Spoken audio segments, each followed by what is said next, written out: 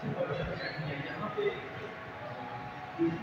Start کیا گیا ہے ٹریننگ ہے اس حوالے سے سیکشن دیے جاتے ہیں اور ورکشاپ آج بھی ایک ورکشاپ سے ہمارے ساتھ موجود ہے مطلب چودھری صاحب ممبر ہے مسلم کے بھی ہے اور پنجاب کو انہوں نے آرگنائز کروایا ہے تھوڑے سا ہم سے بات کریں گے کہ بیسیکلی آج ورکشاپ کیا تھی تو جرنلسٹوں کی ٹریننگ کے لیے جو یہ اب شروع ہوا ہے کب تک جاری رہے گا جی سر چلیے شکریہ.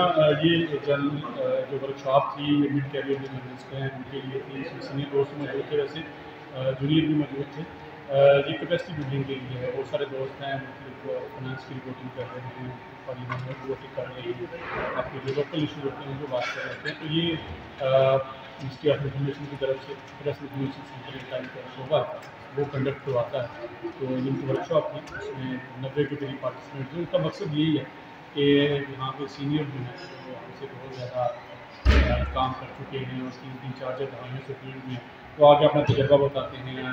آپ کے جو ینگسٹرز ہیں ان کے سوالات کے جواب دیتے ہیں اور ایتھکس کے حوالے سے مین چیز ہے ان کا کنڈکٹ کرنے کا ورکشاپ کو منعقد کرنے کا ایتھکس ہیں کہ جرنلسٹ کی ایتھک کیا ہے, کیسے خبر کو آپ کرتے ہیں, کس طریقے سے پھر آگے بڑھتے ہیں. تو آج کیونکہ فائنانس اور اکنامک کے حوالے سے آج آپ یہ مستقبل بھی ہوتے رہے گی. نیشنل پریس کلب اپنے ممبران کے لیے استعدادکار بڑھانے کے لیے ورکشاپ منعقد ہوتا رہتا ہے. پریس کلب کے اندر پریس کلب کے باہر بہت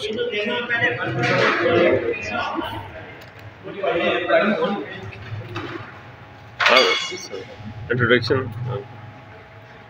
موجود ہی ہیں کے اندر ہی انفارمیشن اکیڈمی کے اندر ہمارے ساتھ موجود ہیں سید بٹو صاحب جنہوں نے پورا ایڈوائز بھی کیا اور یہ کافی ٹائم سے یہ ورکشاپ جو ہے جرنلسٹوں کے لیے press information department and information ministry نے یہ پروگرام شروع کیا ہے.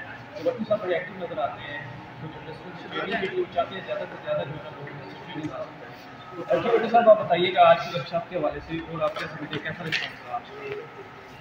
دیکھیے جی بیسیکلی میں تھوڑا سا ایڈمیٹ کرنا چاہوں گا. مجھے ذمہ داری سونپی گئی ہے پروجیکٹ ڈائریکٹر کی صوبے کی کلاسک پروجیکٹ ہے اور یہ مسٹر صاحبہ جو ہمارے